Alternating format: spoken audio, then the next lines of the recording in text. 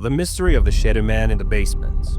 Imagine waking up in the middle of the night, only to realize you're not alone. You hear soft footsteps echoing from the basement. Slow, deliberate. But you leave alone, or at least you thought you did. This is the true story of a man who discovered something horrifying lurking beneath his home. A dark presence, watching, waiting.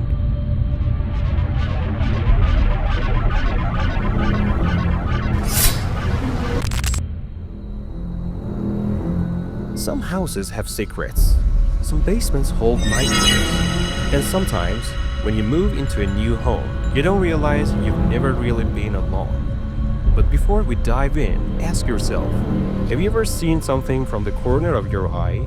A shadowy figure that vanishes when you turn your head?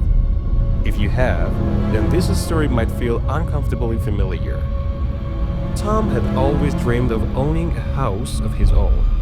After years of saving, he was finally able to purchase a charming old home at the edge of town. The house was everything he could have hoped for. Spacious, cozy, and situated on a quiet street surrounded by trees. It had a certain character, an old-world charm that appealed to him. The only thing that seemed out of place was the basement. The basement was large, dark, and cold, but Tom didn't mind. He was planning to use it as a storage space for his things, maybe set up a small workshop. What was there to be afraid of in a basement, right? He was a grown man. He was no stranger to old houses, and this one felt like a perfect escape from the hustle and bustle of the city. The first few days were peaceful. Tom spent his night unpacking and arranging his furniture, but it wasn't long before he started to feel an unsettling sensation. A sense of discomfort that seemed to grow each time the sun went down. He would hear strange sounds, scratching, thumping, the faint creak of old floorboards in the dead of night. But he dismissed it all as the house settling, that is, until it started. At 3 a.m., the noises changed at first. Tom heard a faint tapping from below. It wasn't just the normal house creaks he had grown used to. This sound was different, distinct, slow, deliberate, like someone was walking around down there. But Tom lived alone. He didn't have any pets, no roommates, and certainly no guests. Yet, every night the sounds continued. One night, Tom decided he had enough. He grabbed a flashlight, took a deep breath, and made his way to the basement door. He hesitated for a moment. The air felt heavy. A chill ran down his spine as he reached for the doorknob. But he pushed the fear aside. He opened the door. The moment his foot hit the first step of the staircase, he felt it. A deep, bone-chilling cold that seemed to suck the warmth right out of the air. He could feel the sweat forming on his forehead as his heartbeat quickened. There was something about this house, something not quite right, but he had to find out. As he descended the stairs, the beam from his flashlight bounced off the concrete walls, casting long, luminous shadows. He took one step, then another, but with each step, the footsteps below him grew louder. And then, at the bottom of the stairs, the flashlight flickered. For just 1 second, the light went out, and in that moment of darkness, he saw it. There, standing at the far end of the basement, was a tall, thin shadow. Tom froze. It wasn't a person. It wasn't even a figure that could be explained away by imagination. It was wrong. The shadow was too tall, too thin, and there was something in the way it moved, or rather, didn't move. It just stood there, watching him. No sound, no movement. Tom's heart raced as he flickered the flashlight back on. But when the light hit the figure, it was gone. There was nothing there, just the empty basement, silent and still. Tom's mind raced. He told himself it was just his nervous, just an overactive imagination. The house was old, and it creaked. Old houses did that, but still, that shadow, he couldn't shake the image from his mind. That night, he tried to sleep. But the sound of footsteps continued. This time, they seemed closer. But when he tried to turn on the lights or check the basement again, there was nothing. Everything appeared normal, too normal. But every night at 3 a.m., the sounds would return. Every night, they would grow closer. Tom started noticing strange things. The cat he had just adopted refused to go near the basement door.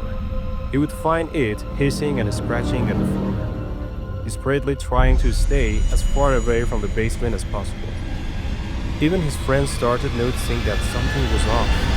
One of them remarked, "You've got a weird vibe in this place. Have you noticed any weird feelings in the basement?" Tom laughed it off, but his friends weren't the only ones who felt it. It was as if the house itself was alive, and something dark and oppressive was lurking within its walls. And then the nightmares began. Tom had always been a solid sleeper, but now he found himself waking up in the middle of the night, drenched in sweat, unable to breathe. Each time he opened his eyes, he saw it, the shadow. But it wasn't in the basement anymore. No. Now it was in his room, standing in the corner, watching. Tall, thin, motionless. The same figure with its hollow, dark eyes. Tom tried to scream, but no sound came. He was paralyzed. His body felt as though it was frozen in place, unable to move. The shadow seemed to draw closer with every passing night. He could hear its slow, deliberate steps, as if it were approaching him in the darkness. It was only a matter of time before the shadow would touch him. Tom realized the thought terrified him to his core. Enough was enough. Tom decided to confront whatever was haunting him. This time, he was going to stay awake. No more avoiding the problem. No more pretending it was all in his head. He needed proof, something real to show that he wasn't imagining this. As the clock struck 3 a.m., the footsteps began again. But this time, Tom was ready. He grabbed his camera, setting it up to record. His hand shook as he placed the camera in front of the basement door, aiming it directly at the handle. The sound of footsteps grew louder, closer, closer. And then, the basement door creaked open. Tom's breath caught in his throat as he stared at the door. He raised his flashlight and pointed it towards the open door. But before he could blink, the door swung wide open, revealing nothing but darkness beyond. He clicked the camera. At that moment, the flashlight flickered again. The hairs on the back of his neck stood up, and that's when he saw it. In the picture from the camera, standing in the doorway of the basement, was the figure, tall, dark, its hollow, glowing red eyes staring back at him. Tom screamed and bolted for the stairs, but the terror was far from over. As he scrambled to the front door, he could hear the footsteps behind him, slower, closer. Tom made it out of the house that night, but he never felt safe again. He left in the middle of the night, abandoning his things, leaving the house and its dark secret behind. He never spoke about it again. Months later, Tom got a call.